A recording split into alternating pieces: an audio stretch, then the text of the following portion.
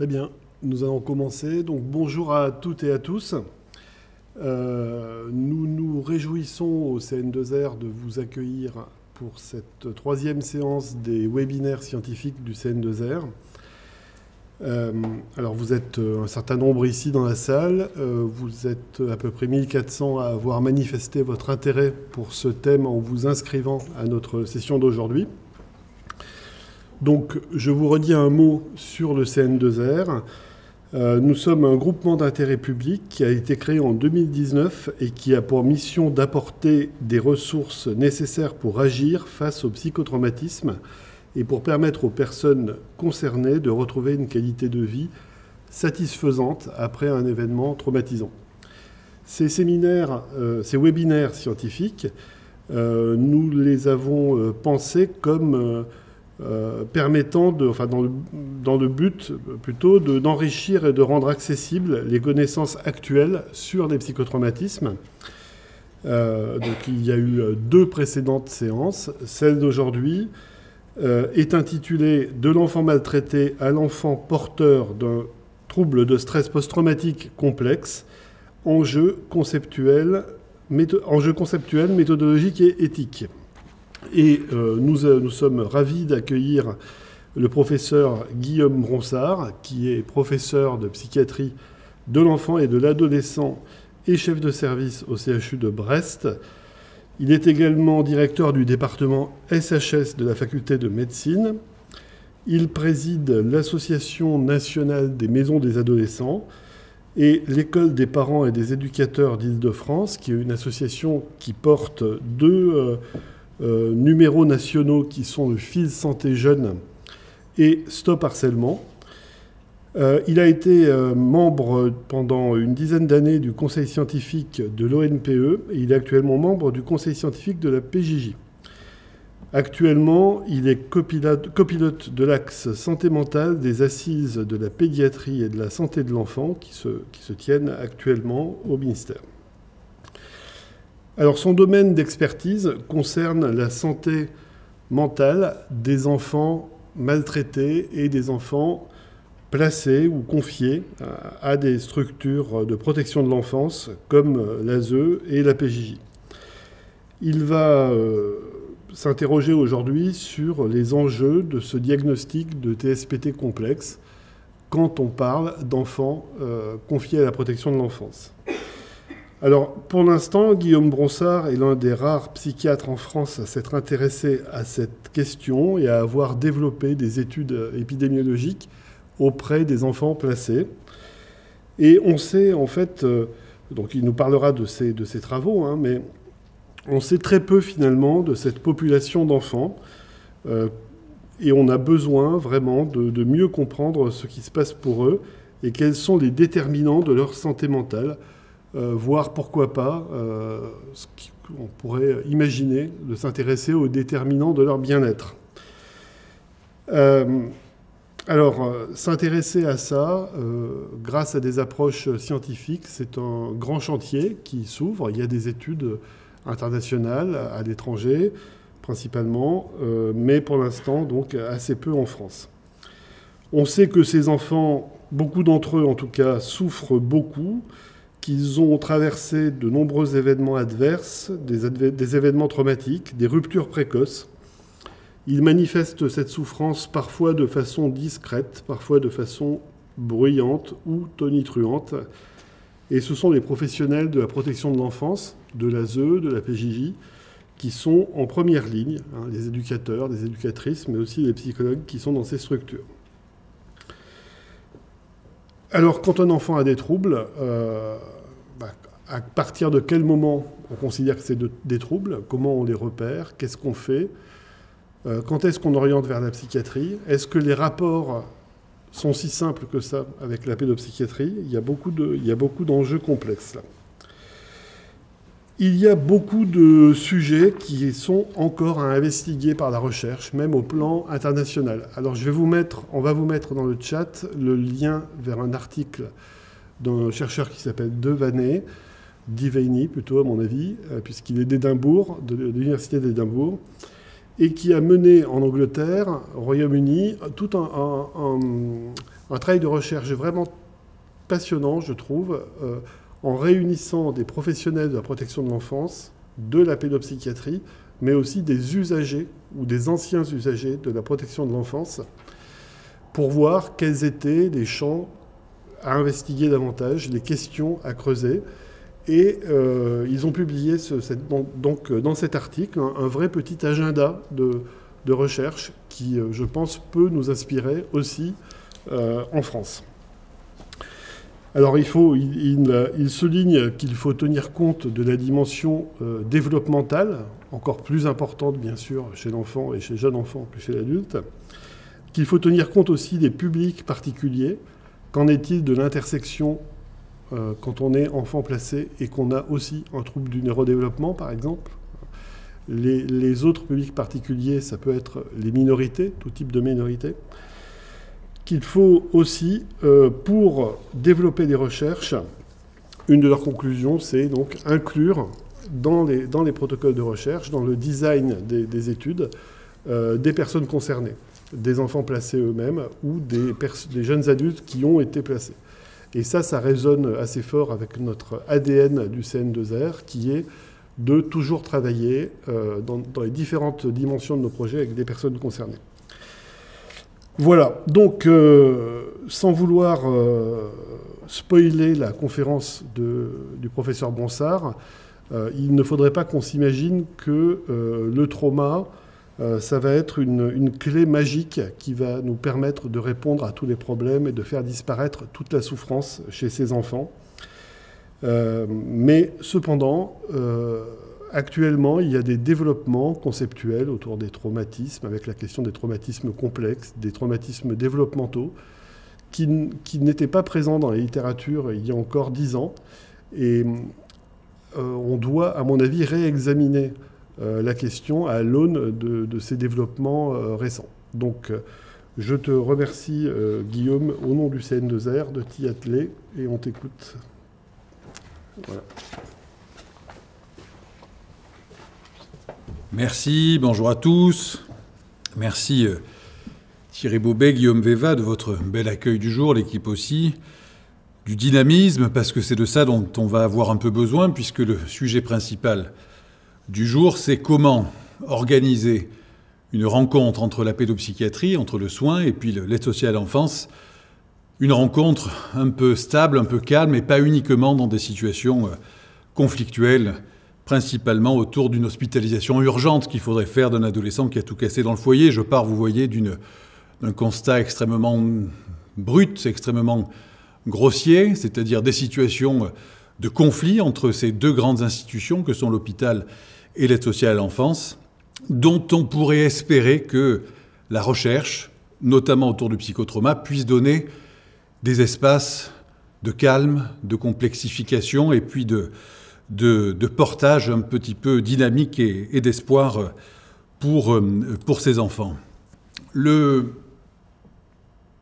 des difficultés principales qu'on peut avoir dans notre rencontre, c'est de bien définir de quoi il s'agit. En fait, les termes qu'on utilise sont assez vagues, enfin en tout cas pas issus des mêmes champs et des mêmes catégories.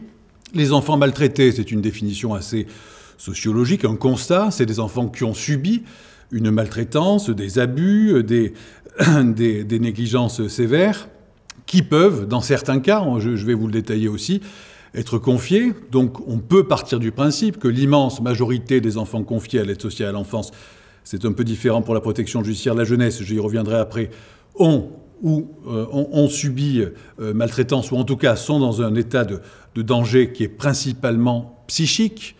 Les situations de danger autres, c'est-à-dire sur l'état physique, sont évidemment existent, mais c'est bien en danger sur le plan du développement qui est devenu le sujet principal. Et puis, pas loin de ça, donc une entité un peu plus médicale, une nosographie un petit peu stabilisée autour du psychotraumatisme qui pourrait chevaucher, déborder ou au contraire être à l'intérieur de ces deux précédents groupes. On a Donc d'emblée, un sujet qui est de se positionner. Qui sont-ils, ces enfants? Est-ce qu'ils représentent en soi un sujet majeur sur la compréhension, sur la recherche en psychopathologie? Et on va essayer de voir comment on peut mettre côte à côte, faire se chevaucher, faire s'entrelacer ces différents sujets. On espère, c'est un espoir peut-être presque utopique, mais on espère beaucoup que la recherche scientifique, notamment médicale, pas uniquement, mais notamment médicale, nous aidera à stabiliser et rapprocher, nous permet de nous allier, nous, pédopsychiatres, avec les collègues de la protection de l'enfance, dans un mariage qu'on va dire de raison. Il ne faut pas exagérer, on ne va pas s'adorer quand même en permanence, mais un mariage de raison, c'est-à-dire où on peut, avec quelques moments de séparation, se retrouver un peu tranquillement et arriver à construire quelque chose d'un petit peu porteur et d'un petit peu espérant, ce qui n'est pas le cas actuellement. Donc la recherche scientifique, on l'espère, je l'espère, comme levier d'aide à ce rapprochement entre la protection de l'enfance et la psychiatrie de l'enfant et l'adolescent. Je vais vous donner quelques rappels et quelques éléments qui doivent vous faire comprendre à quel point, en fait, ce rapprochement entre la pédopsychiatrie et la protection de l'enfance est en fait inévitable, qu'on le veuille ou non. La proximité est très grande des premiers par rapport aux seconds et inversement, sur le plan historique, mais vous allez voir aussi sur le plan des actualités. La pédopsychiatrie s'est construite de façon extrêmement lisible, extrêmement certaine, autour de ces enfants, et en particulier au début du XXe siècle, avec Georges Hier, qui a créé la première institution de pédopsychiatrie, qui s'appelait la clinique annexe de psychiatrie de l'enfant et de l'adolescent, à partir d'un foyer, un patronage à l'époque, suite à une rencontre avec un juge qui allait devenir le premier juge pour enfants.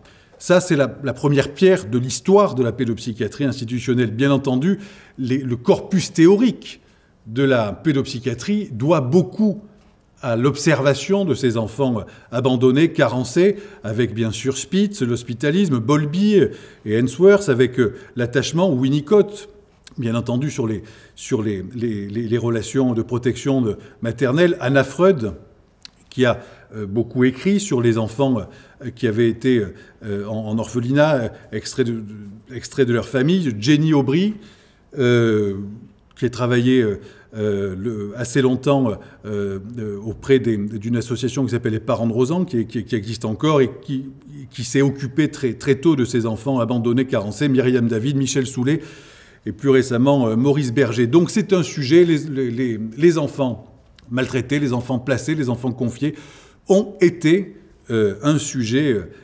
majeur de la pédopsychiatrie. Ils sont extrêmement nombreux dans les services de pédopsychiatrie, soit du côté des hospitalisations temps plein, où c'est très fréquent, et en particulier le week-end, en particulier dans les lieux où il y a des centres de crise, où l'accueil des enfants placés est très volumineux, notamment par les urgences, mais c'est vrai aussi dans les hôpitaux de jour, et bien sûr, mais un peu moins, hélas, dans les CMP. Je dis hélas parce qu'à l'évidence, la prise en charge des psychiatriques ou pédopsychiatriques des enfants placés se fait très particulièrement à l'occasion des grandes crises comportementales devenues peu supportables pour les équipes d'éducateurs ou de la protection de l'enfance. Donc ils sont de fait très nombreux dans nos services. Un des grands avantages de l'observation de ces enfants a été de rappeler que les violences directes, les agressions, la maltraitance, les abus sexuels ont un impact absolument majeur sur l'état psychique et sur le développement, mais aussi, et ça c'était plus inhabituel, l'absence de soins sécures, c'est-à-dire pas uniquement les violences directes, les attaques au corps ou au psychisme des enfants, mais aussi le fait qu'on ne fasse pas un portage sécurisant, enfin tout ce qu'il y a autour des négligences sévères. Donc ça c'est un élément absolument majeur et qu'il faudra qu'on retienne dans la problématique autour du psychotrauma, c'est-à-dire les violences subies directes, certes sont graves, mais les négligences, l'absence en creux de soins psychiques, de soins maternels sécurisants, est en soi extrêmement pathogène et toxique. C'est issu des observations du milieu du XXe siècle. Si ces enfants ont une situation qui est perçue par la société, alors il sera désigné, repéré, le tribunal pour enfants pourra prononcer un placement et il sera confié à l'aide sociale à l'enfance. Il a fallu assez longtemps pour que l'État s'autorise à retirer des enfants à des parents qui ne voulaient pas spécialement que l'on leur retire, et à des enfants encore moins qui voulaient qu'ils soient retirés. C'est assez récent, un siècle, un peu plus d'un siècle, même un siècle et demi, mais 1870, avec un médecin, Théophile Roussel, qui sera arrivé après 30 années de discussions et de débats à faire considérer que si un enfant est en danger dans sa famille, même si ses parents sont là, c'est-à-dire on ne s'occupera pas que des enfants abandonnés, laissés sur le parvis de l'église sous la neige, eh bien on pourra, par la force publique, aller les retirer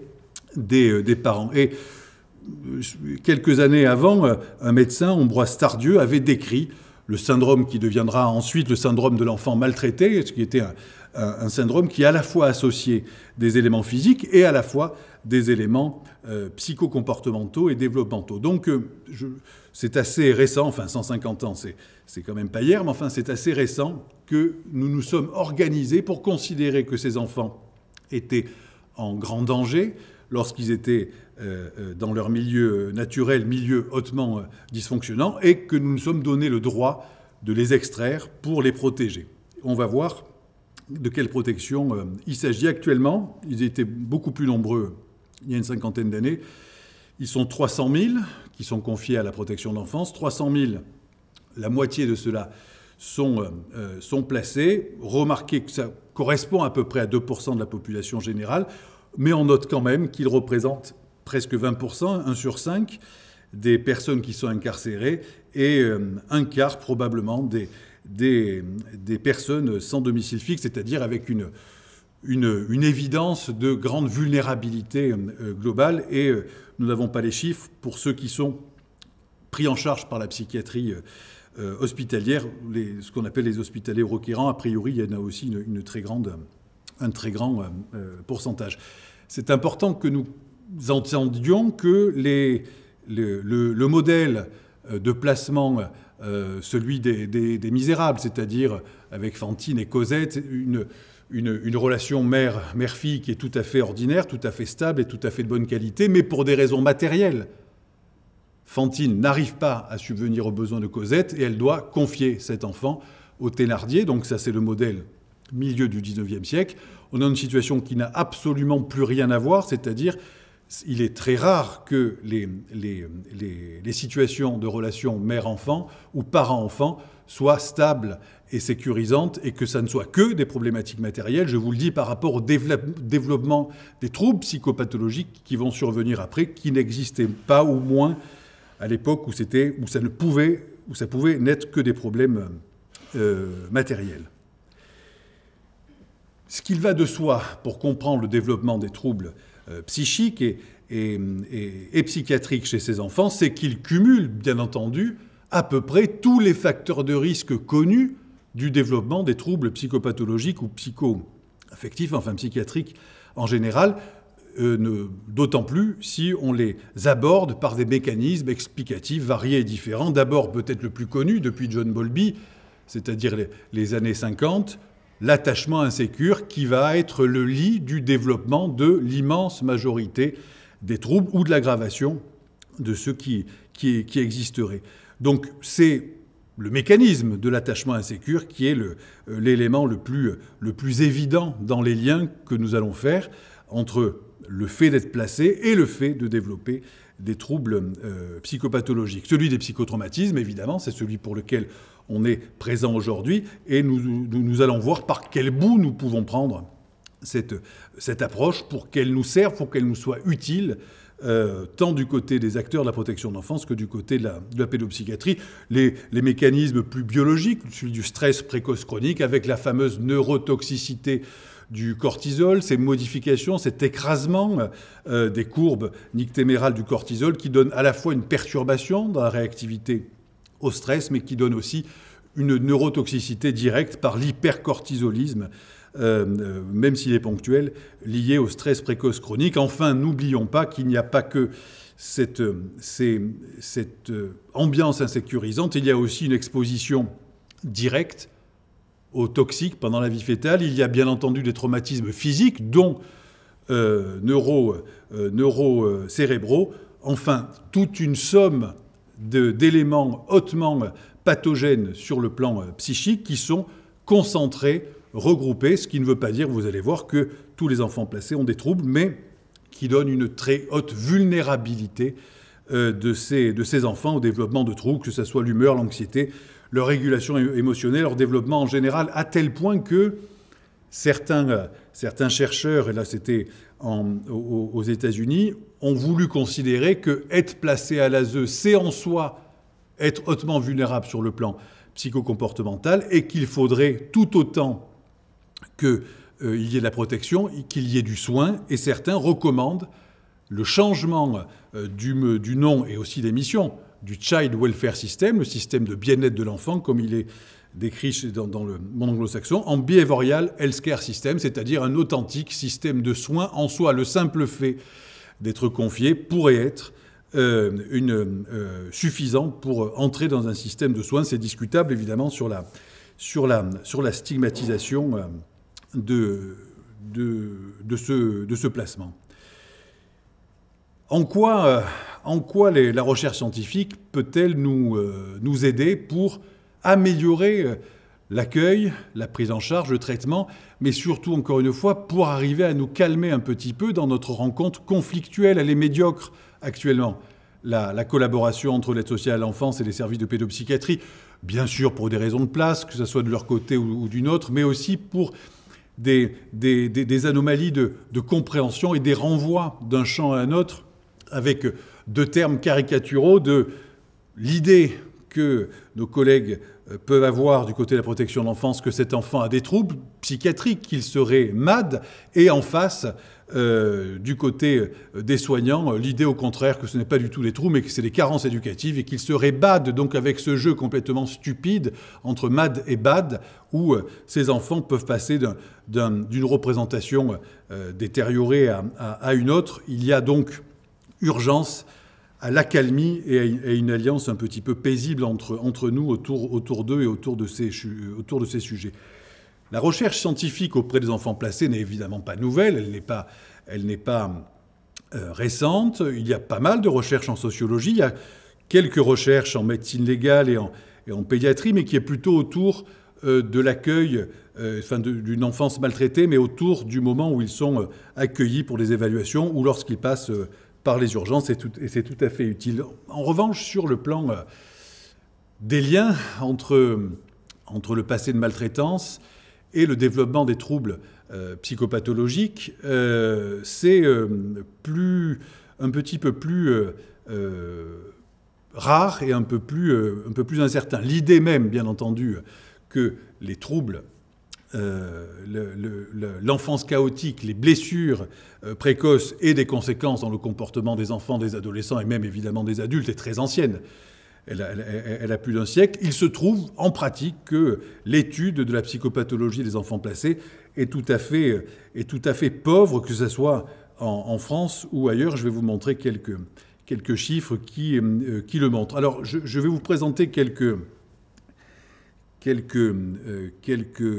résultats issus de 3 études que nous avons réalisées. Ça fait une grosse dizaine d'années, c'était en 2012, que nous avons commencé à essayer de rencontrer le terrain de l'aide sociale à l'enfance pour organiser, au sens le plus strict, en restant souriant avec eux, des évaluations, des mesures de prévalence psychiatrique chez ces enfants pour résoudre cette question.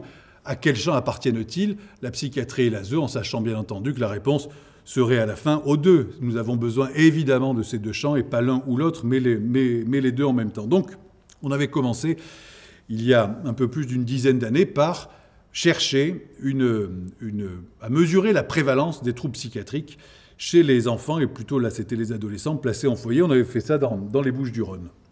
Nous avions ensuite fait une deuxième étude un peu plus tard, à peu près la même sur l'idée, donc une prévalence psychiatrique, mais plus chez les enfants de l'aide sociale à l'enfance, mais chez ceux d'une autre agence de protection de la jeunesse, qui est la protection judiciaire de la jeunesse. Ce n'est pas tout à fait les mêmes adolescents. Enfin, en tout cas, ils ne se présentent pas pareil. On va voir qu'il y a beaucoup de liens dans leur enfance, mais ils ne se présentent pas pareil, puisque là, il s'agit d'adolescents soit délinquants, soit au risque de délinquance, mais chez lesquels, évidemment, la dimension de protection et de passé, vous allez voir, traumatique, est pressentie, intuitée, mais pour lequel on est parfois un petit peu perdu. Donc une deuxième étude là, je vous rajoute, si vous voulez, pour les questions, je ne l'ai pas après développé. On avait, dans cette étude, fait une cohorte un petit peu particulière autour des adolescents mis en examen ou condamnés pour des actes en lien avec une entreprise terroriste, l'association de malfaiteurs en lien avec une entreprise terroriste, donc avec un chiffrage des troubles psychiques, mais aussi de la maltraitance et de la suicidalité. C'était assez original finalement. C'était 3 questions extrêmement grossières, une fois de plus, mais la science peut aider à résoudre des questions un peu grossières parfois, puisque la question de la société était, en gros, un adolescent qui part ou qui veut commettre un acte terroriste, est-il suicidaire, donc rechercher un peu son niveau de suicidalité, est-il complètement fou? Comment peut-il faire quelque chose d'aussi aberrant? Et puis enfin, est-il sans sentiment et sans intérêt pour les autres? Donc essayer de mesurer un peu leur empathie. Donc on avait mesuré ces 3 dimensions. Vous voyez, ça partait extrêmement de façon très crue. Et donc on a pu répondre à peu près à ces 3 questions. Sont-ils suicidaires? Sont-ils en défaut d'empathie? Ou présentent-ils des troubles sévères? Et puis la troisième, qui vient d'être finie, mais elle n'est pas encore publiée, les autres le sont, une recherche de lien et d'impact des troubles de l'attachement avec des conduites suicidaires ou de façon générale des conduites à risque, spécifiquement chez les adolescents placés en foyer. Voilà quelques résultats. Alors je ne sais pas si tout le monde s'y attendait, mais donc nous avons fait une méta-analyse de la prévalence psychiatrique chez les enfants placés, entre 6 et 18 ans. Hein, la méta-analyse était entre 6 et 18 ans. Il y a une prévalence globale autour de 50%. Je ne sais pas si vous trouvez que c'est très volumineux. Honnêtement, on s'attendait à plus. C'est-à-dire qu'il y a quand même en gros 50% des enfants placés, des adolescents placés, qui n'émargent à aucun trouble au sens strict de la nosographie formelle, hein, c'est-à-dire le DSM, ce qui ne veut pas dire qu'il n'y a pas de souffrance psychique, bien entendu, mais c'est un autre sujet. Donc c'était autour de 50%. Et si on va un peu plus dans le détail, bon, d'abord vous voyez qu'il n'y a qu'une petite dizaine d'études qui se sont posées cette question, c'est-à-dire quelle est la prévalence des troubles psychiatriques chez les enfants et les adolescents placés. Une dizaine d'études, c'est quand même pas beaucoup, sur une vingtaine d'années à peu près, qui tournaient autour à chaque fois de 50%. Le chiffre est donc sûrement juste, autour de 50% dans plusieurs pays différents. Si on détaille un petit peu ce que ces chiffres nous rapportaient, outre la prévalence générale, il y avait, et ça va être le premier gros problème de la recherche en santé mentale chez les enfants placés, il y a une comorbidité très élevée, c'est-à-dire que qu'une grande partie des adolescents émargeaient à 2, 3, 4, 5 troubles à la fois, troubles anxieux, troubles dépressifs, troubles du comportement, un mélange assez grand qui montrait que la nosographie finalement n'était pas très adaptée à la description de leur état.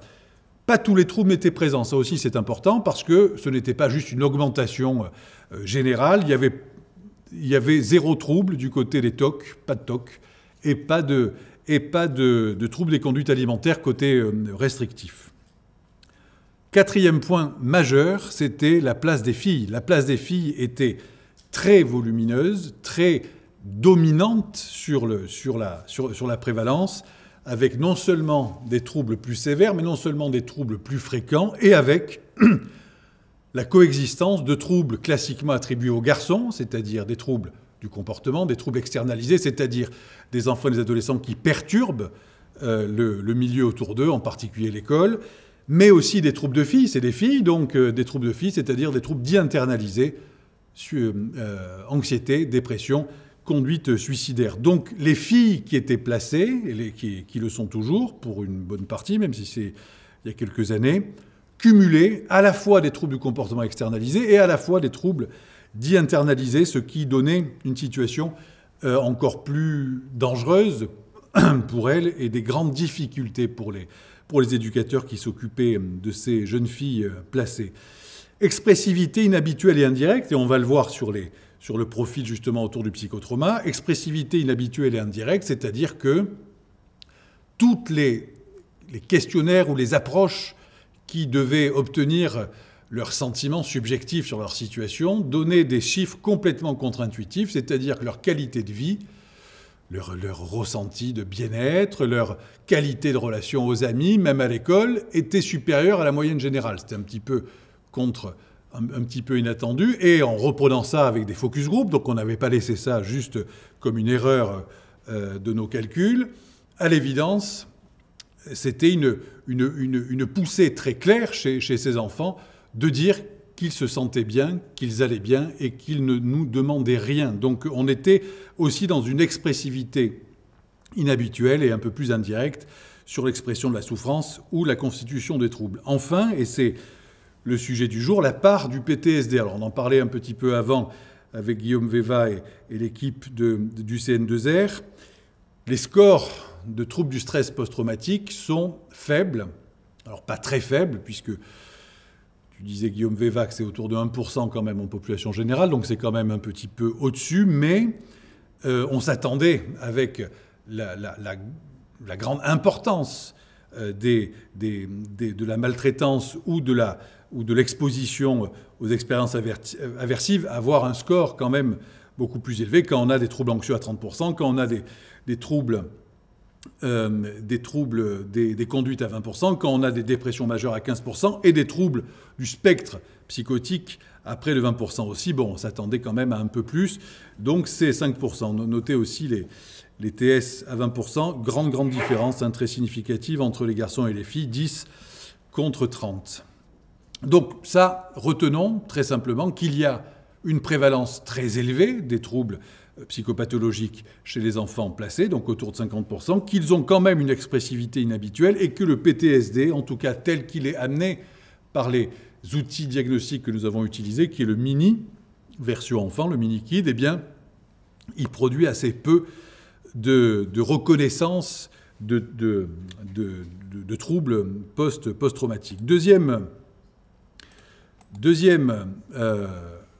étude, qui vient d'être finie mais qui n'est pas encore publiée, c'est que nous avons cherché chez ce même groupe d'enfants et d'adolescents les liens, les impacts que peuvent produire ces violences sur les enfants, sur le profil d'attachement et lui-même sur l'anxiété, la dépression.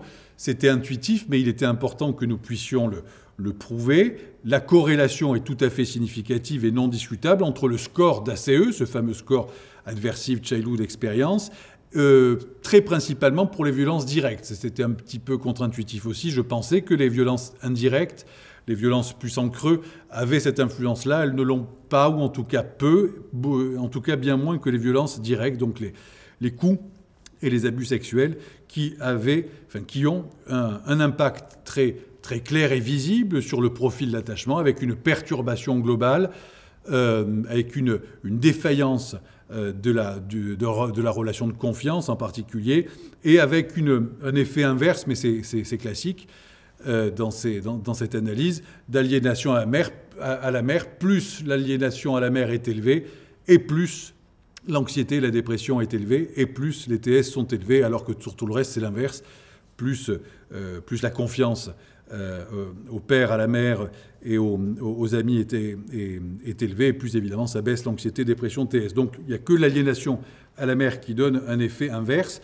Donc augmentation significative de l'anxiété chronique, pas aiguë, anxiété chronique, des états dépressifs et du nombre de tentatives de suicide récents et anciens. Donc ça, c'est pour modéliser quelque chose qui était intuitif, insécurité psychique précoce, perturbation du profil d'attachement, de développement de l'anxiété chronique, de la dépression et augmentation des TS. Voyons maintenant ce qu'on a pu extraire des chiffres des mesures justement du score ACE. Avec des scores élevés, vous voyez une différence très significative sur les 3 premiers entre filles et garçons, violence émotionnelle, violence physique, violence sexuelle. Les chiffres 90 et 90% des filles placées en foyer cochent, c'est un entretien, sur une réalité un petit peu détaillée de violence émotionnelle. C'est pas intensifié, c'est oui-non. Et après, il y a un score sur une dizaine d'items. Donc, une différence significative pour les violences émotionnelles, physiques et sexuelles entre les filles et les garçons. Sexuelles, on le savait, là, c'est quand même des grosses différences. Pas de différence sur la négligence physique, pas de différence sur la négligence émotionnelle. Globalement, il y avait autant de filles que de garçons dans ces groupes. Passons maintenant à un autre groupe qui nous intéresse aussi beaucoup, qui est encore plus difficile peut-être à rencontrer, puisqu'il y a une dimension médico-légale qui est celle de la délinquance, qu'elle soit réelle ou supposée, enfin en tout cas un accompagnement par la protection judiciaire de la jeunesse. Et là, question là aussi très simple du ministère de la Justice, les besoins de soins en psychiatrie sont-ils élevés ou très élevés chez les jeunes dont on s'occupe, et est-ce que ça pourrait expliquer les difficultés que les éducateurs ont à les accompagner pendant 1 an, 2 ans, 3 ans, ces accompagnements assez longs qui globalement, je trouve, sont plutôt réussis. On pourra parler des différences entre le profil PJJ et ASE tout à l'heure, et donc des scores là aussi de troubles assez élevés qui ressemblent un petit peu à ceux qu'on avait tout à l'heure pour les garçons. À la PJJ, il y a une grande majorité de garçons, donc il faut comparer les scores plutôt pour les scores des garçons à l'ASE si on veut avoir quelque chose de valable. Donc des troubles de l'humeur quand même assez élevés, des troubles anxieux autour de 20%, troubles psychotiques qui étaient plus bas que pour l'aide sociale, des troubles de l'hyperactivité très élevés qui étaient bas par contre à l'ASE.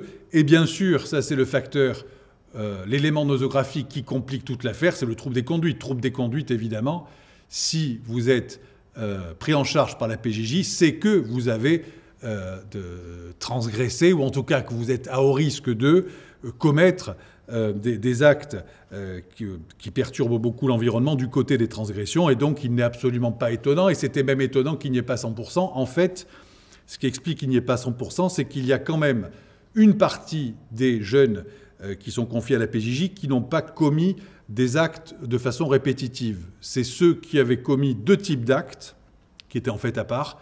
Ceux qui avaient commis des actes d'agression sexuelle, il suffisait d'un acte pour qu'ils soient placés en CEF. Ce n'était pas nécessaire, comme pour les autres types de délits ou de crimes, que ça soit répétitif. Et pour ceux qui avaient fait des actes en lien avec une ambiance, on va dire, terroriste, ou qui pouvaient y ressembler, et qui pouvaient être placés extrêmement rapidement.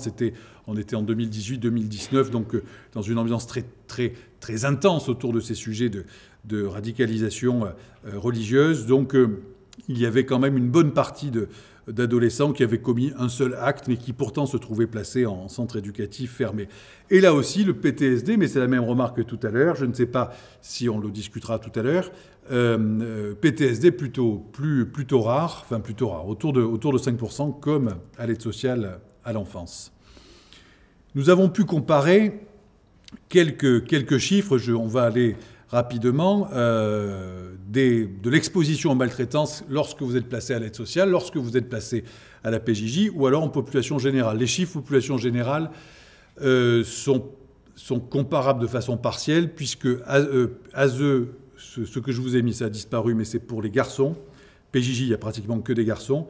Et la population générale, c'était filles-garçons. Donc il faut quand même, on devrait plutôt baisser les chiffres de population générale pour les comparer aux garçons. Donc quand même une différence qui est assez significative en faveur de l'ASE pour les violences émotionnelles et physiques, pas pour les violences sexuelles. Négligence, c'était aussi significatif. Puis après, voilà, je ne vous détaille pas tout, mais c'est quand même une exposition qui est très supérieure, évidemment, à celle de la population générale. Il y a un autre élément aussi qui devrait un peu diminuer les chiffres de population générale, c'est que ça a été demandé à des adultes sur leur enfance, tandis que là, c'était en direct pendant leur adolescence. J'ai présenté donc ces quelques recherches et je voudrais maintenant qu'on puisse ouvrir une discussion sur comment organiser, comment attraper la recherche scientifique pour qu'elle soit utile, faisable, presque facile dans un milieu qui n'y est pas du tout habitué. D'abord, soyons quand même un tout petit peu simples, les recherches sont possibles. Les recherches sont possibles, je le répète bêtement 3 fois, mais il n'est pas vrai que ce n'est pas possible, que ce soit pour des raisons administratives, on va le voir, ou pour des raisons cliniques. Les recherches sont possibles, nous les avons faites, même si elles ne sont pas très nombreuses. Sur les sujets, Guillaume Véva m'avait demandé tout à l'heure, sur les recherches sur la PJJ concernent une centaine d'enfants, celles à l'aide sociale à l'enfance, 200 à peu près. Donc c'est des cohortes correctes, hein, c'est pas gigantesque, mais enfin c'est correct. Elles sont possibles et, contre toute attente, les sujets, les adolescents sont plutôt compliants. C'est-à-dire, une fois qu'on arrivait à les avoir dans le bureau, le fait de parler d'eux, le fait de parler de leur histoire n'était pas du tout un élément qui perturbait la relation. Au contraire, c'était quelque chose qui les intéressait et on pouvait rester avec eux 1 heure, 1 heure et demie, parfois même 2 heures, ce qui n'arrivait pas beaucoup pour l'école, par exemple, mais on arrivait à rester 2 heures avec eux. Avec ces questionnaires. Alors les examinateurs étaient particulièrement peut-être sympathiques, je ne sais pas, enfin en tout cas ça fonctionnait. Et ne mettons pas en avant le fait que les ados voudront jamais, ils veulent, lorsqu'on les rencontre. Beaucoup de réserves, parfois d'hostilité du terrain, par probablement une grande inhabituation.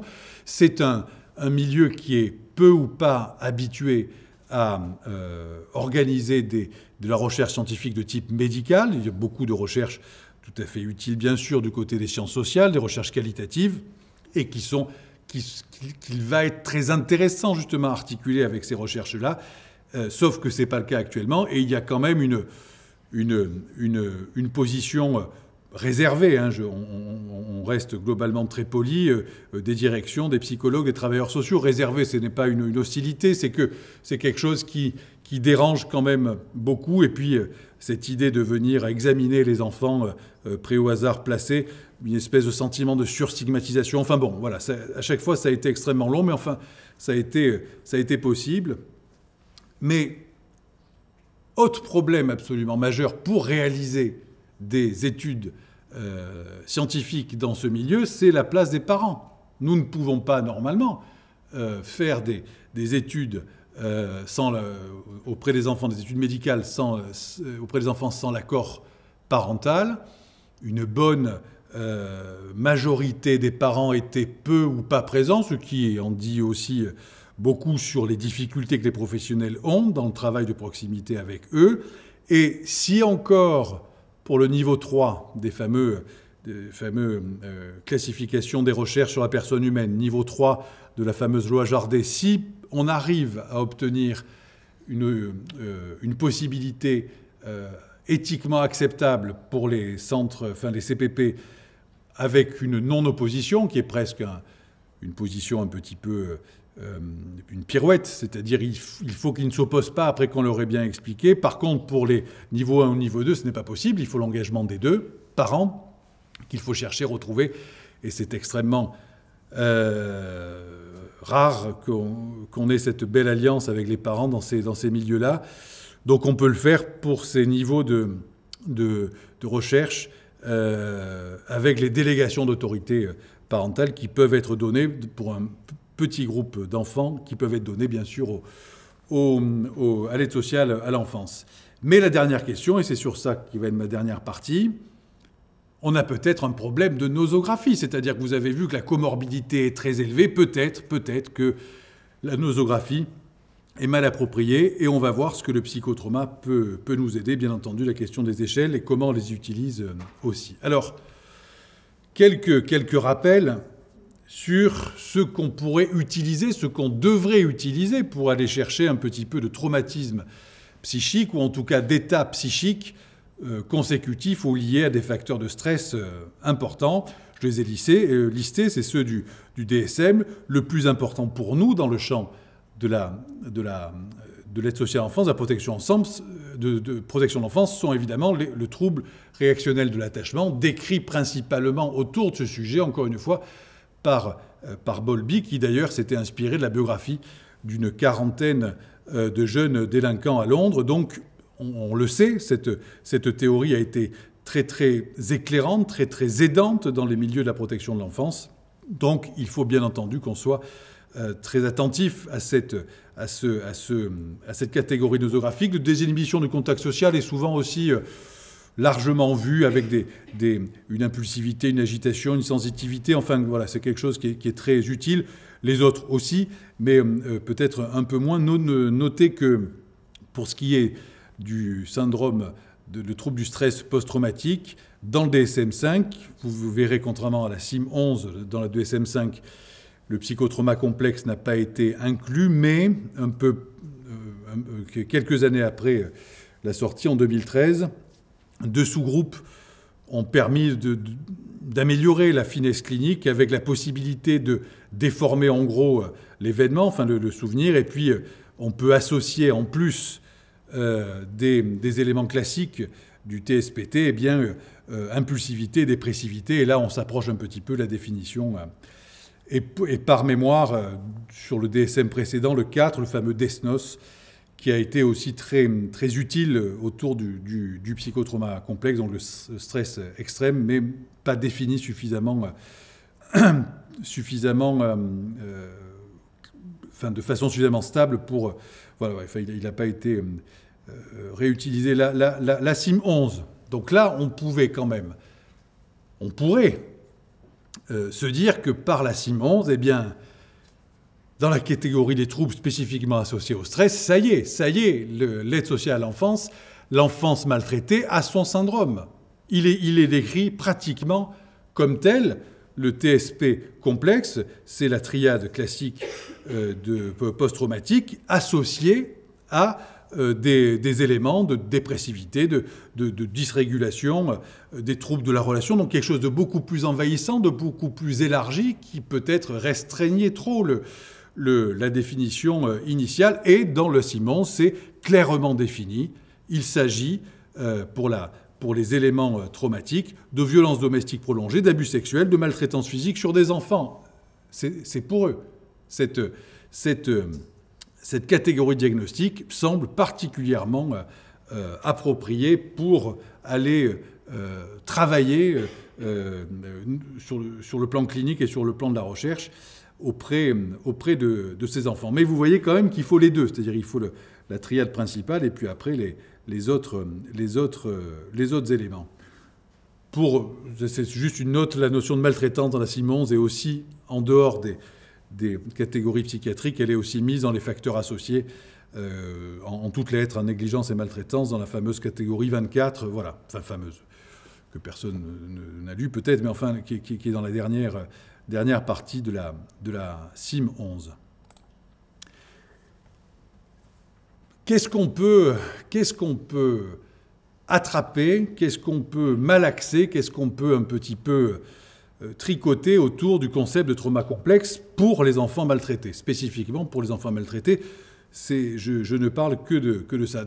D'abord, on n'est quand même pas sur quelque chose de tout à fait nouveau, et bien entendu que la grande histoire clinique du 19e siècle, du début du 20e, parlait quand même de traumatisme de l'enfance sévère, répétitif, notamment sur des abus sexuels, qui donnaient à l'âge adulte, évidemment, de nombreux troubles relationnels, affectifs, comportementaux. On ne peut pas mettre complètement ça de côté quand même. Et c'est les liens historiques entre ce qui a fondé notre vision actuelle du psychisme, donc faisait un lien avec le trauma complexe. En 88, enfin fin des années 80, Herrmann, donc Judith Herrmann, décrit le stress post-traumatique dit complexe, en ajoutant justement aux éléments classiques de post-traumatique des éléments beaucoup plus large et encore une fois assez envahissant, mais ça va être ça ma discussion. Cet envahissement modifie-t-il de façon trop forte le concept de psychotrauma, donc dépressivité, dysrégulation émotionnelle, donc ça ressemble évidemment beaucoup à la description de la CIM-11. Rappelons-nous que c'était fait dans une position avec un arrière-plan, les violences conjugales, où il fallait reconnaître quelque chose non seulement d'un petit peu spécialisé ou d'un petit peu stabilisé, et surtout le lien majeur avec le passé traumatique de l'enfance chez les femmes victimes de violences conjugales. À peu près au même moment, une autre classification apparaît, ça fait quand même 30 ans, avec ce fameux psychotrauma type 2 en opposition au type 1 qui correspondrait évidemment au type plus simple, et avec deux ajouts qui me semblent très utiles pour qu'on puisse ensemble un peu réfléchir à comment on va utiliser ça pour les enfants placés. On peut inclure l'idée du déni, mais aussi des amnésies, c'est-à-dire une non-reconnaissance, en tout cas immédiate et explicite, du traumatisme subi auquel vous attribuez en tout cas vos troubles secondairement apparus. Et puis évidemment, Thierry Bobet l'a cité en introduction, c'était pas un spoil, mais enfin quand même tu l'as cité, Thierry Bobet. Donc le psychotrauma développemental de Van der Kolk, donc en 2005, avec un petit élément sur les négligences. Ça c'est quelque chose de très important, je le disais en introduction, et c'est connu pour nous depuis les années 50, mais c'était important que ça apparaisse, que les négligences sont autant, ou en tout cas peuvent être autant pathogènes que les coups, les discontinuités des soins maternels en particulier, et qui pouvaient s'associer après à des troubles de la relation. Et encore une fois, une dimension développementale, c'est-à-dire assez envahissante. On est bien loin d'un élément qu'on pourrait isoler, qu'on pourrait serrer. Donc il y a une dimension développementale assez importante. Qu'est-ce qu'on pourrait extraire de ces concepts auprès de l'enfance maltraitée? Encore une fois, il y a un chevauchement supposé, hypothétique quand même, assez fort entre ce psychotrauma complexe et l'enfant maltraité. Mais vous avez bien vu que le TPST, en gros, complexe est un TPST aux côtés de beaucoup d'autres troubles, et c'est ce qui constitue d'ailleurs sa définition, à un point que le TPST peut devenir extrêmement complexe à lire, tellement les autres troubles sont présents. Et encore une fois, peut-être pour des chercheurs c'est différent, mais pour des cliniciens, c'est évidemment les autres éléments qui vont occuper le devant de la scène et qui vont être très, très, très attractifs sur le plan de l'intérêt et de l'œil. Donc, qui, dans cette situation, nous font discuter donc la valeur nosographique. C'est une des raisons pour laquelle le DSM-5 ne l'avait pas retenu. Donc, je pense que ça peut aussi se discuter là, sans vouloir évidemment le mettre de côté. Mais c'est peut-être en lien avec ce que je viens de vous dire, c'est-à-dire que nous sommes dans des traumas développementaux, c'est-à-dire des traumatismes qui certes impactent le développement, ça va de soi, ça c'est à peu près compris, ce traumatisme impacte le développement. Peut-on dire qu'il désorganise le développement, voire l'organise? Et là, ça devient encore plus compliqué. C'est-à-dire que si non seulement ce n'est pas une désorganisation, c'est-à-dire que si vous changez de position, vous ne voyez pas le développement comme une ligne prévisible sur lequel des traumatismes externes non souhaités, non attendus sont venus perturber, c'est une façon de voir. Mais si vous considérez que ça organise le développement, c'est tout à fait différent. Et je pense que ça a quelques conséquences sur la façon aussi de traiter, de l'analyser, mais aussi de traiter cet élément. Le profil d'attachement est probablement déterminant. Le profil d'attachement est probablement déterminant dans la rencontre, dans l'état clinique et peut-être sur la prise en charge. On travaille ce sujet avec Nathalie Bruno à Brest. Et quelques questions très simples se posent, mais qui modifient un petit peu l'affaire quand même. Si le TSP complexe est un trouble de l'attachement avec un TSPT, c'est plus tout à fait la même chose sur le plan du positionnement, rendant presque le côté psychotraumatique presque secondaire sur le plan de la clinique. C'est une question qu'on doit poser.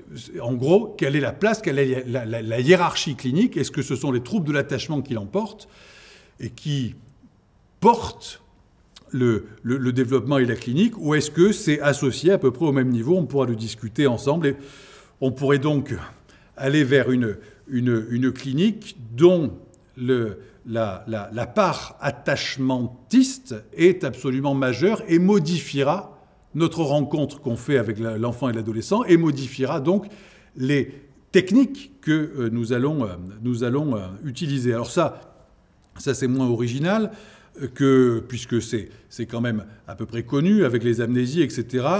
Chez les enfants, nous sommes avec cette difficulté, bien entendu, du côté de l'idée que pour utiliser les concepts de psychotraumatisme, il faut quand même arriver à tourner autour du traumatisme, une conscience partielle, peut-être pas explicite, mais enfin quelque chose autour de ça, mais aussi de leur impact. C'est-à-dire, ça sous-entend une représentation de son trouble, de son être aussi, et ça nous met en position d'amener que ce que je suis et ce que je suis, ce que je souffre, ce que je ressens est la conséquence des traumatismes que j'ai subis, qu'il faut donc que je reconnaisse, et sur un développement qui est actuellement pas celui que j'aurais dû avoir. C'est quelque chose qui est tout à fait majeur dans notre façon de voir et d'organiser la rencontre avec eux. Et puis bien sûr, le grand sujet de la place des parents, puisque les parents des enfants placés sont dans l'immense majorité des cas ceux par qui, je ne dis pas à cause, mais ceux par qui sont passés les troubles et la maltraitance. Qu'ils en soient responsables au plan pénal ou pas, c'est un autre sujet. Qu'ils en soient coupables ou pas, c'est un autre sujet. Je ne le mets pas du tout là. Je ne suis pas en train de les désigner comme en soi criminels, ce n'est pas ça du tout. Mais je suis en train de dire que c'est par eux qu'est passée cette maltraitance ou cette grande insécurité psychique, et que donc travailler sur un sujet avec des parents dont, de façon plus ou moins directe, ils sont pointés ou ils sont traversés par ce sujet, évidemment, ça complique énormément le travail avec eux, que ce soit sur toute l'histoire qu'ils doivent nous raconter de ce qui s'est passé, toute l'histoire qu'ils doivent nous raconter du développement de leur enfant. Évidemment, c'est une grosse complication. Cependant, je ne voudrais pas du tout qu'on passe à côté de cette dynamique très belle, très forte qu'il y a autour de la clinique et des traitements et de la recherche autour du psychotrauma. Et il ne faudrait absolument pas que les enfants placés en soient préservés. Il faut absolument qu'ils bénéficient de cette dynamique. Des éléments très utiles autour du trauma complexe chez l'enfant maltraité, qu'on a déjà éprouvé, hein, c'est pas du tout hypothétique, c'est éprouvé lorsqu'on travaille avec des travailleurs sociaux, et nous pensons que les travailleurs sociaux sont, et on va le discuter peut-être en discussion, peuvent être des acteurs majeurs de la santé mentale de ces enfants, justement en évitant ce clivage dès que c'est de la psychiatrie, c'est évacué vers l'hôpital.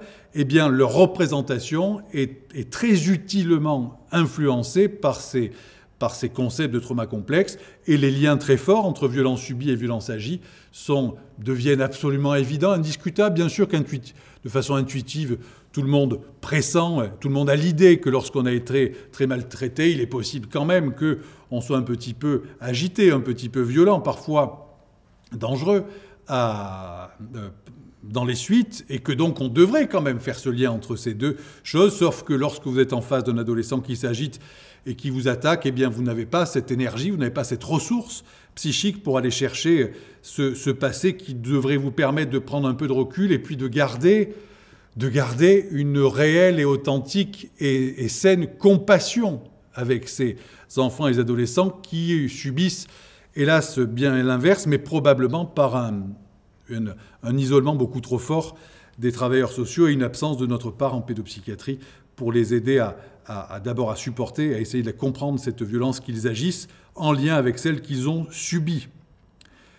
Modifier la représentation de l'histoire et du sens de l'état psychique chez l'enfant lui-même et chez l'adolescent, c'est un énorme pari presque humaniste, c'est-à-dire que nous pouvons travailler avec eux, justement, ce que j'évoquais tout à l'heure, ce que tu as subi peut avoir donné cette influence, peut avoir rendu cette partie de toi comme ceci, ou avoir fait de toi cela, ce qui ne veut pas dire qu'il faut tout modifier, mais ce qui veut dire en tout cas qu'il faut que tu arrives à prendre ce recul, cette analyse sur les liens entre ce que tu as subi et ce que tu es.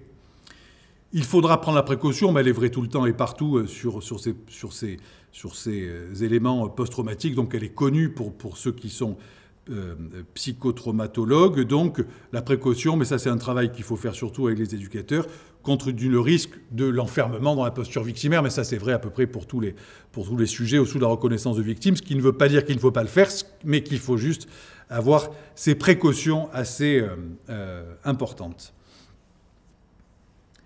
Les conséquences sur, maintenant, le traitement. Autre sujet possiblement quand même tendu et polémique sur les choix des traitements, les espoirs placés dans les traitements. Bien entendu que la question doit se poser avec ce qu'on vient de mettre en avant, à savoir si ce qui est tout à fait recommandé, prouvé, efficace, éprouvé même par nous tous, sur les pratiques de l'EMDR, des TCC centrés sur le trauma, que va-t-on pouvoir appliquer à ces situations avec quand même une place importante au déni, l'amnésie, même si encore une fois c'est pas spécifique de cette situation, mais surtout la part développementale, voire l'intégration à soi-même de ces événements. Une situation qu'on avait récemment suivie d'une jeune fille qui était globalement plutôt stable et avec de très bonnes capacités cognitives, donc, mais avec un passé traumatique assez répétitif et assez lié à ses parents, malgré tout, qui avait quand même un profil d'attachement à peu près sécurisé, qui disait ne pas pouvoir laisser quelque part son traumatisme, parce que son traumatisme, c'est elle. C'est-à-dire, évidemment, ce sont des phrases avec lesquelles vous pouvez travailler aussi, des phrases sur lesquelles vous pouvez réorganiser un suivi qui sont tout à fait utiles. Mais ça, c'est quelque chose qui est assez important à détailler, surtout avec nos collègues et de l'aide sociale à l'enfance, pour qu'ils n'en attendent pas une solution trop simple et trop rapide autour de la réparation, autour du nettoyage qu'on pourrait faire de ces traumatismes complexes. Nous pouvons prendre une position finalement prudente, en tout cas je pense que nous la devons à ces enfants, prudente, multiple, intégrative, qui est d'ailleurs une position presque modeste sur le plan conceptuel, modeste mais tout à fait ambitieuse sur la taille et le volume, basée sur un lien à long terme, c'est-à-dire qu'il est bien sûr très probable que des séances courtes, enfin en tout cas une prise en charge isolée et courte, si elle n'est pas intégrée dans quelque chose de beaucoup plus large, serait un petit peu risquée. On en parlera sûrement dans les... Éviter absolument les protocoles stricts parce que la définition et la qualification nosographique est trop instable pour être si sûr de nous, de savoir ce qu'il faut faire absolument, ou surtout ce qu'il ne faut pas faire avec des interdictions de certaines thérapies ou de certaines approches au prétexte qu'elles seraient prouvées comme dangereuses pour le psychotrauma complexe. Je pense qu'il n'en est rien et que la stabilisation nosographique est pour l'instant insuffisante pour qu'on ait un niveau de preuve strict qui nous permet de nous dire il faut faire ça, ou au contraire, il est interdit de faire autre chose. Et puis, peut-être, alors là, c'est à la fois intuitif, c'est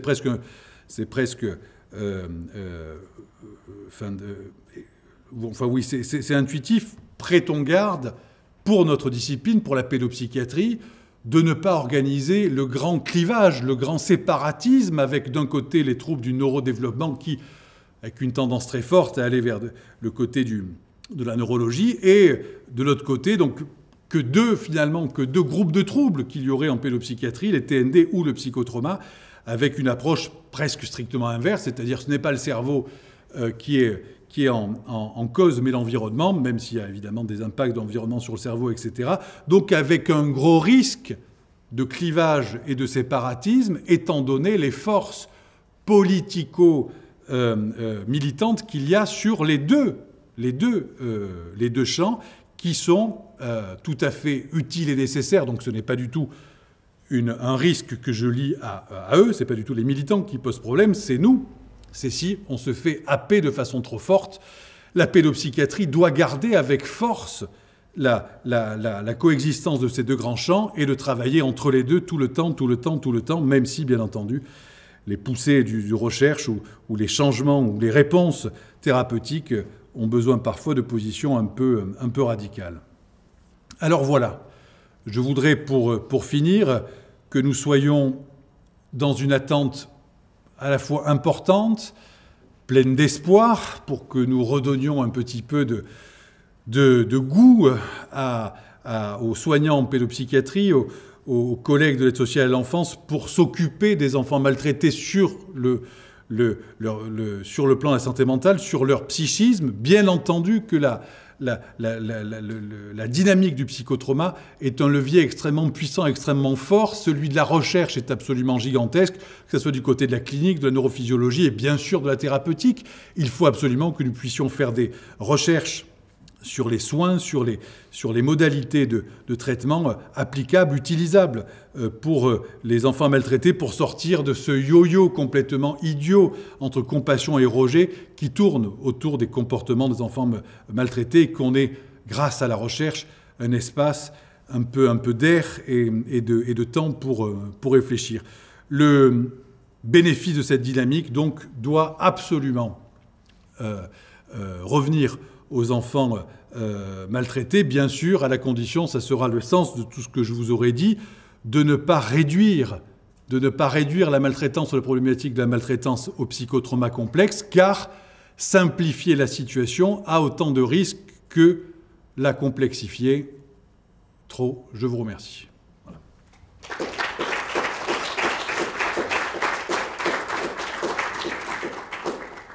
Alors j'avais une dernière pour dire merci, mais je l'ai fait. Et après, il y avait la bibliographie. Merci. La première question, comment évaluer les psychotraumas dans le cadre des expertises familiales, psychologiques et psychiatriques afin de reconnaître des signes de maltraitance? Il semble qu'on évalue surtout les symptômes, c'est-à-dire les troubles, et que ce n'est pas visible en cas de dissociation. Eh bien, ça sera un excellent sujet de recherche que nous allons faire avec le professeur Thierry Bobet, parce qu'effectivement, de façon protocolisée, alors il y a bien entendu la clinique, un expert en pédopsychiatrie et ou en psychiatrie familiale devrait quand même savoir s'intéresser et savoir formaliser et savoir le mettre en avant sans nécessairement qu'il y ait de questionnaire qui est plutôt pour le côté recherche. Mais c'est un sujet qui n'est pas, d'après moi, résolu. D'abord, il faudrait effectivement être sûr, autour des expertises, que ce sujet est suffisamment reconnu et suffisamment connu pour que, après, on protocolise un petit peu ça. Mais je ne pense pas que ça soit le cas actuellement.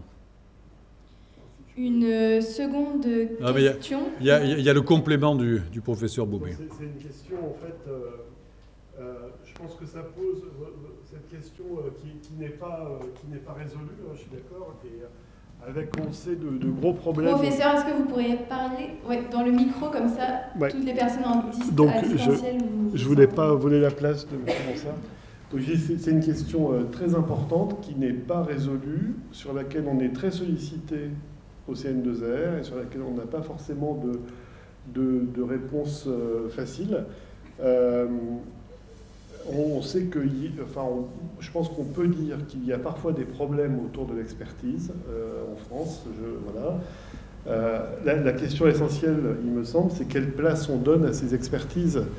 La justice doit juger et se prononcer sans attendre forcément des expertises psychologiques ou psychiatriques, qu'elles révèlent une vérité inaccessible et qu'elles soient une preuve de quelque chose. Enfin, encore moins de l'acte lui-même. Encore moins de l'acte, oui.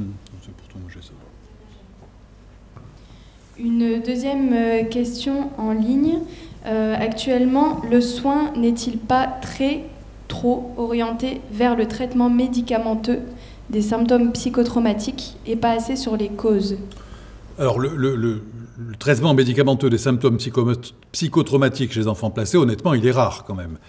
Il est rare. L'immense majorité des traitements sont à la fois, on va dire, des suivis psychologiques classiques, beaucoup de calmants, mais qui ne sont pas dans un but psychotraumatique, mais c'est pour calmer de façon très secondaire les agitations ou l'impulsivité.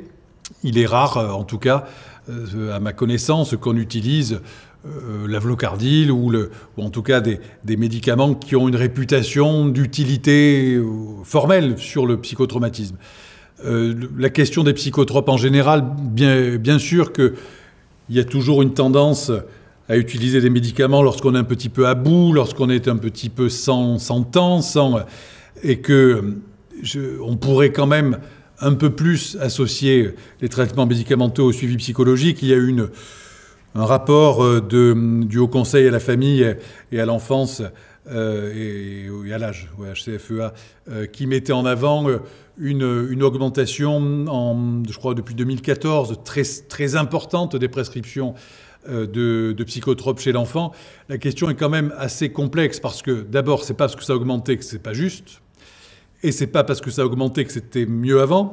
Il est probable qu'il y ait autant de mauvaises prescriptions par excès que de mauvaises prescriptions par défaut. Donc voilà, la question des psychotropes est assez complexe.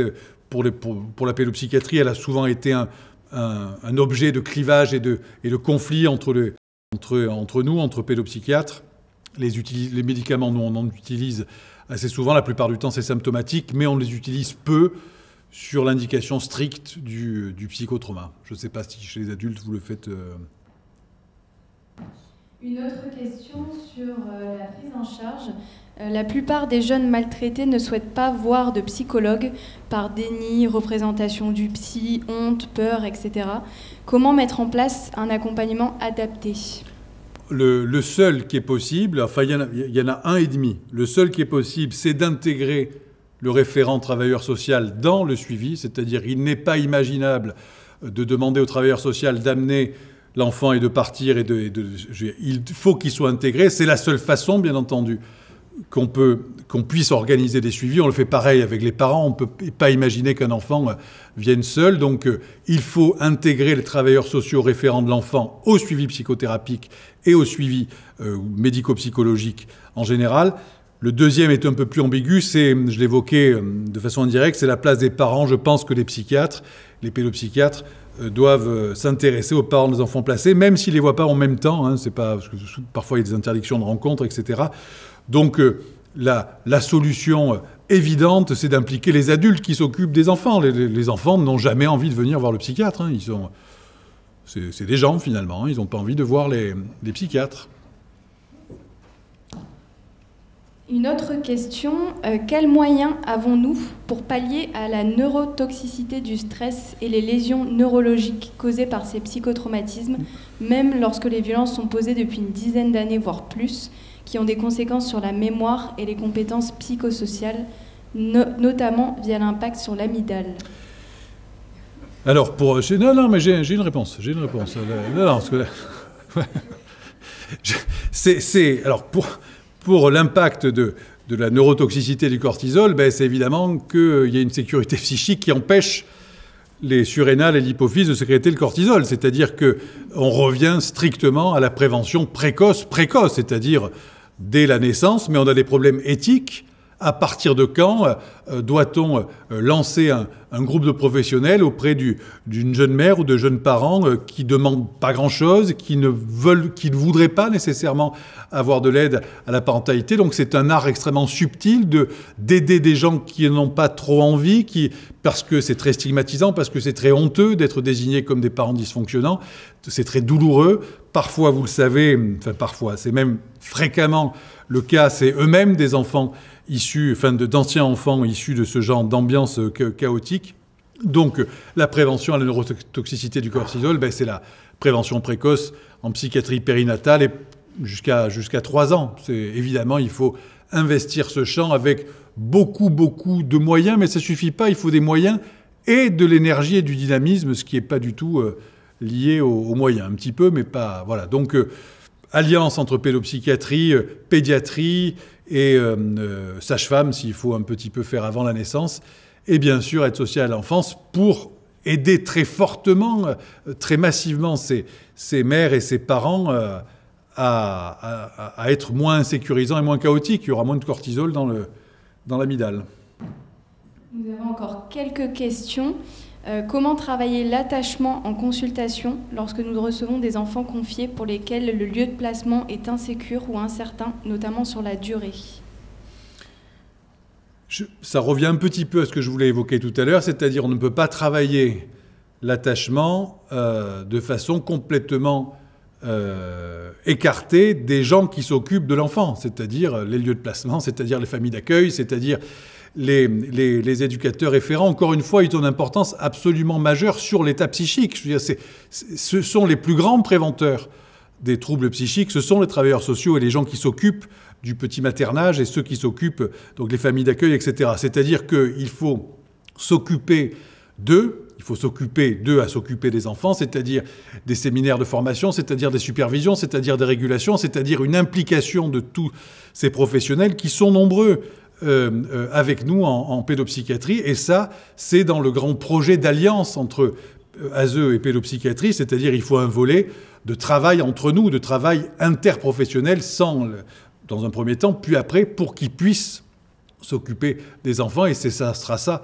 le travail sur l'attachement. Après, il y a des psychothérapeutes, il y a des psychiatres qui arrivent à travailler l'attachement avec eux-mêmes, avec ce qu'ils sont eux, mais c'est l'engagement de leur personne. Hein. C'est eux-mêmes qui doivent réguler les liens d'attachement qu'ils peuvent avoir avec un enfant, ce qui n'est pas toujours quand même simple, parce qu'il va falloir s'en détacher un moment quand même.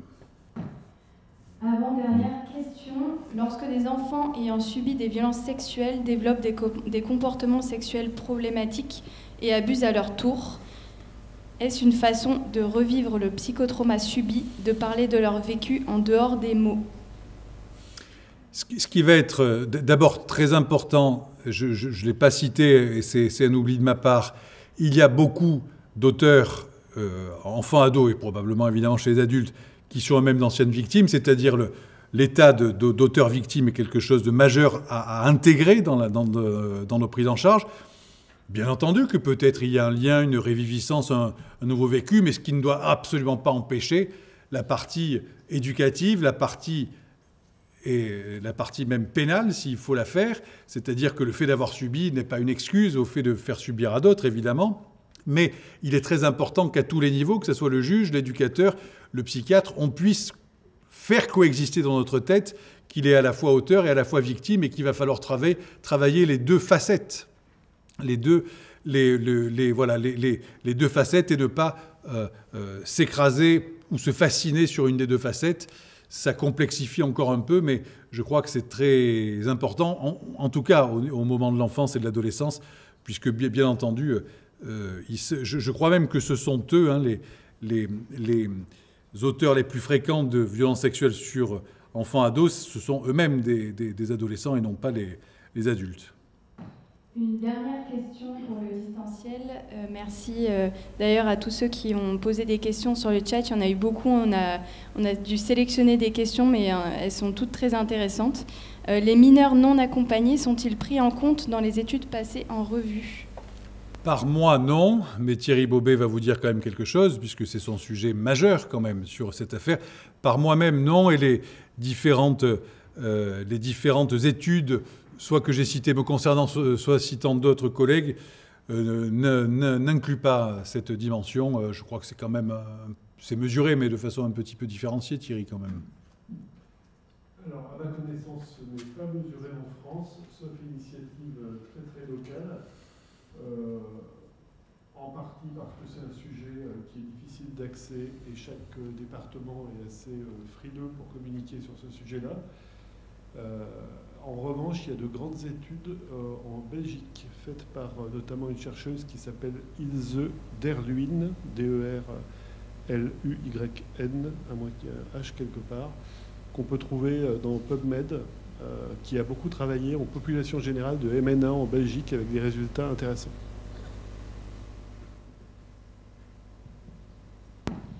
Est-ce qu'il y a une dernière question dans la salle. Et sinon, on passera à la conclusion du webinaire. Yana, ça y est, les premières questions ont suscité d'autres. Bonsoir, merci pour l'exposé. 2 questions sur la formation des professionnels. Comment former, sensibiliser les travailleurs sociaux sans en faire des thérapeutes, c'est-à-dire comment on trouve le juste milieu et quels sont les leviers. Vous avez parlé tout à l'heure des représentations, comment on arrive à aussi faire évoluer leur représentation par rapport à ça.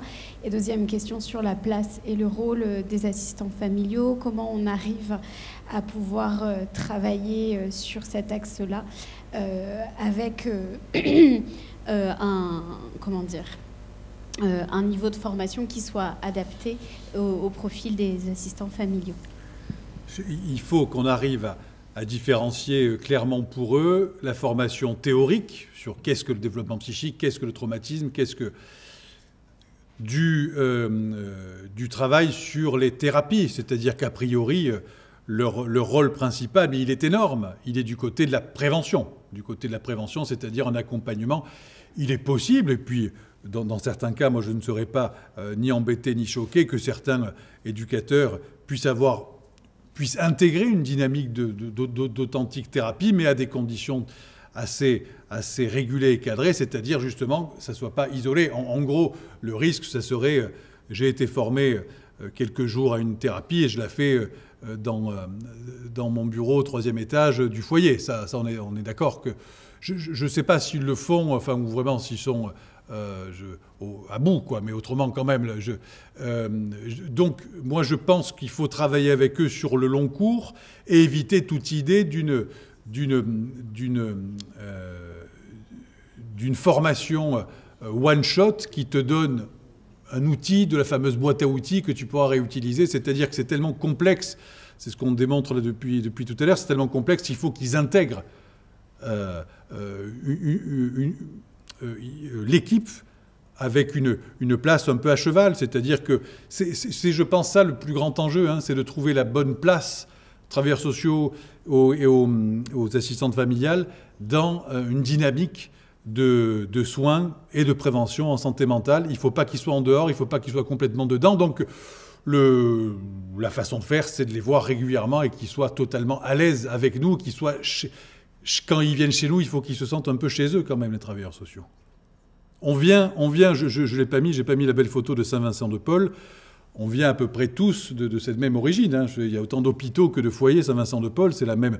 Les enfants placés, ça a donné autant la pédopsychiatrie que les travailleurs sociaux. Hein. Il est déjà 19h, le temps passe vite, hein, sur un sujet un peu délicat. J'ai beaucoup apprécié, je pense qu'on... Il y avait un public convaincu devant toi ou en ligne, hein, de dépasser cet aspect, comment dire, de sympathie ou d'antipathie par rapport à ces enfants pour en faire un authentique objet d'étude, hein, et de faire évoluer un petit peu peut-être nos politiques. Tu nous disais cet après-midi que les politiques avaient énormément changé dans les années 60 hein, pour arriver à la situation actuelle. C'est déjà une bonne nouvelle, c'est-à-dire qu'elles peuvent changer, donc elles peuvent peut-être encore changer, hein, parce que quand même à vous écouter l'épidopsie, hein, ou le dialogue que vous avez avec les travailleurs sociaux, moi je regrette, je suis pas satisfait de l'état actuel des choses. Hein.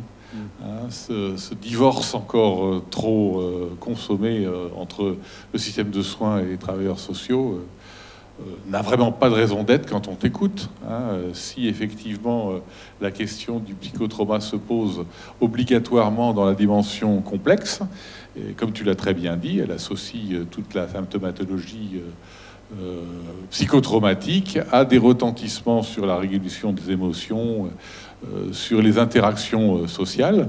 Il y a donc une dimension sociale. Il y a donc une dimension de relation sociale dans le trouble lui-même. Et donc, alors je ne sais pas si ce sont des thérapeutes pour autant, mais il y a certainement quelque chose de l'ordre d'une thérapie sociale ou de quelque chose à agir sur la relation sociale elle-même, hein, dans la résolution, l'amélioration de ces troubles. Donc pour réussir ça, je pense qu'il faut retrouver une union. Alors comme tu le disais par moment, peut-être pas tout le temps, on va peut-être pas s'entendre tout le temps, Oui, non, voilà, toujours tout le temps bien, aussi, mais avoir vraiment des... Faut rentrer à la maison de temps en temps, quand même. Voilà, rentrer à la maison de temps en temps, comme tu dis, hein, mais avoir d'authentiques moments de partage autour de ces questions, parce que du fait de la structure des troubles, eh bien, l'amélioration, le traitement ou la prise en soin ne passera que par cette prise en considération de l'impact sur la relation, le vécu émotionnel, la structuration je dirais, auquel le travailleur social est très associé au quotidien, hein, dans une sorte d'intelligence des 24 heures par rapport à ce qu'on pourrait appeler une intelligence de l'heure passée avec le psychologue ou le pédopsychiatre. Hein, il y a une grande complémentarité là-dedans qu'il faut à tout prix retrouver. C'est mon message, tu sais, je suis un gauchiste invétéré, hein, je te l'avais dit. Hein. Bon, donc merci beaucoup Guillaume, professeur Bronsart, hein, d'avoir accepté l'invitation, d'avoir relevé le défi avec tant de brio. Hein, donc voilà, tu viens enrichir la collection, hein, des webinaires du CN2R que vous pourrez retrouver, dans sa version distancielle bien évidemment, sur le site du CN2R très bientôt. Le prochain, je suis chargé d'annoncer aussi, de façon diachronique, comme un vrai pédopsychiatre. Donc on disparaît dès qu'on a fini, quoi. Non, tu disparais pas, tu prends ta place dans une longue chaîne. Hein, voilà. Ou au Panthéon, tu rentres dans le Panthéon des webinaires.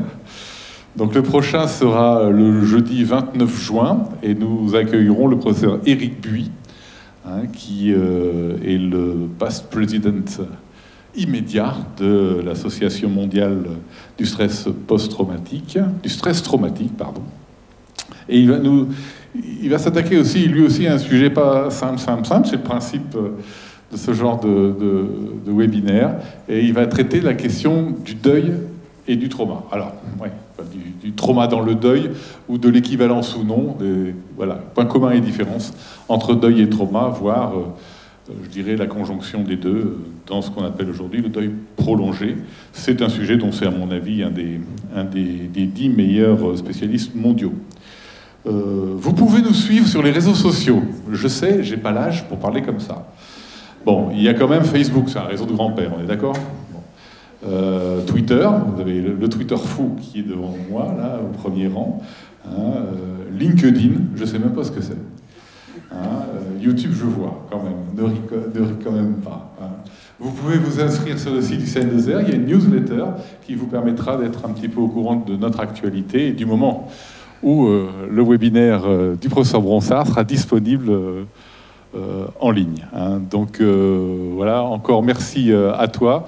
Merci aux 1450 et des briquettes inscrits à ce séminaire qui ne fait que grandir dans son audience, et on en est très heureux. C'était donc un vrai besoin. Et merci à toi Thierry, puisque c'est toi qui as eu cette idée. Hein. Donc au revoir, merci à tout le monde et à bientôt au 29 juin prochain.